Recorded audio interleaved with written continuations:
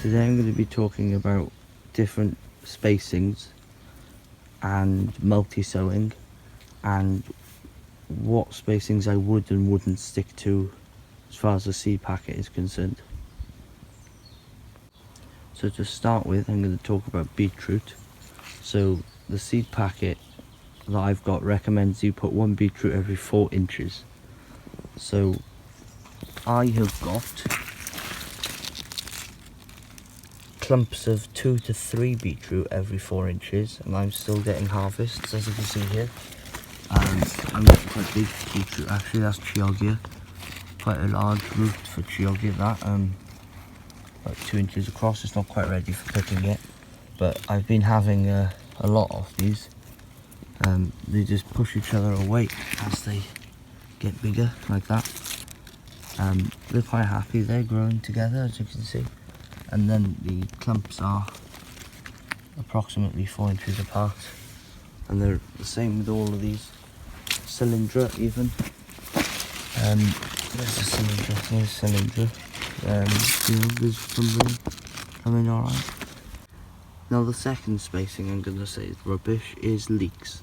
Now they say that they should be 8 inches apart, and these are 8 inches apart, but they don't really need 8 inches. I'd go 7 maybe, but I'll also next year I'll be planting on the diagonal, so I'll get another one in the middle of that square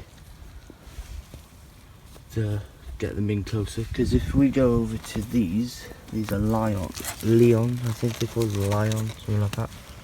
These are 8-inch intervals. There's loads of room between them, and there's quite a lot of foliage going on here, but it's not like really close. You can see where the square is, so if I planted them closer, they'd be a bit more dense. Even if I multi-sowed them like here, so you can see multi-sowed leeks. So that might be one way of getting around it, is multi-sowing them at 8 inch. But that's another one I recommend. Now I can't really show you this brassica patch close up because I can't really get into it to show you the spacings between the stems, but most of them, well, they're all on a foot. They're all a foot apart.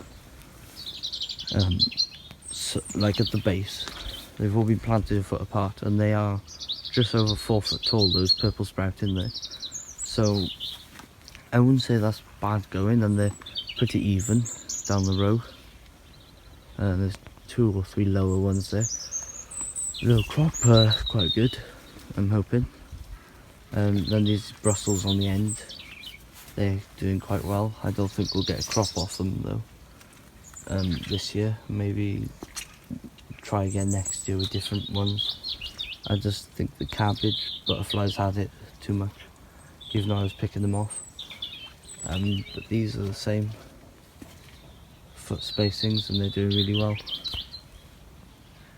But the seed packet recommends 2 to 3 foot.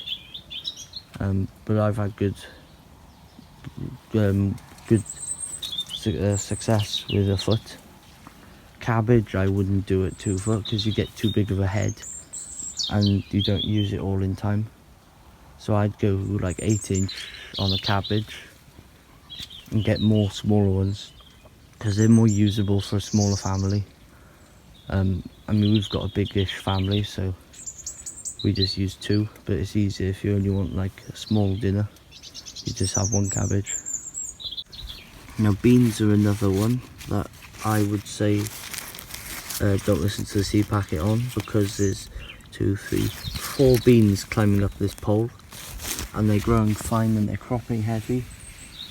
Whereas the seed packet says 8 inch poles and 1 cane to a pole. Well, these are about 10 inches apart, and there's roughly 3 to 4 plants to a pole, so that's way closer than the seed packet recommends. I know the poles are further, but there's more in that area, like the same area per inch, if you like. There's still more plants, so but they're cropping good, so I wouldn't worry about that either. Now corn is meant to be 18-inch apart, and that's what I did this at. Next year I'll be doing it at a foot, because there's so much wasted dead space in here, and I think if they get closer then they'll be able to pollinate each other better, and they might smother out a bit more weeds, because you know, I've been through here last week with a draw hoe and these little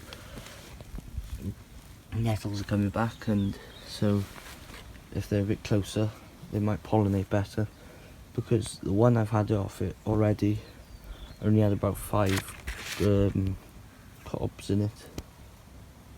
Yeah, cobs, I don't know, kernels I think they're called, on it. So we're now in the polytunnel, and my tomatoes are 18-inch apart.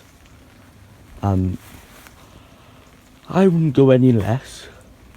I think 18 inches is good, and that's what the packet recommends. But what I would do, I didn't do it all the way down here as an experiment, but what I would do is plant plants in between your tomatoes to gain that little square, because there's still space, there's still ground, it'll still grow crops. Look at these shards that we've been having of it. You know, they're quite big chard too, they're not small. Another spacing in here that I've proven works is this cucamelon. These cucamelons. The packet didn't say any spacing on them, and I put mine at 2-inch apart. So there's a plant there, and a plant there, going, well, roots and like, you know, where it meets the base. And now there's about 15 that I think are 2-inch apart, and look at them, they're growing fine. They're growing up here all the way along there. They're not like showing signs of being nutrient deprived really. Nice green leaves on them, even considering we're in September. That was a bit yellow, but you know, they're amazing leaves considering we're in September and you know the season's drawing to a close. Even down at the bottom where the leaves are getting, you know these leaves are 4 months old nearly, I think, and they're still looking quite healthy, you know, for 4-month-old leaves of a cucurbit. They're looking not bad. There's no signs of mildew on them as of yet, and they're cropping really heavy. I've had probably about 2 kilos of cucamelons off here, so I wouldn't worry about spacing them out at all. I'd even be tempted to do them in a drill really close and leave it at that, and they'd be fine.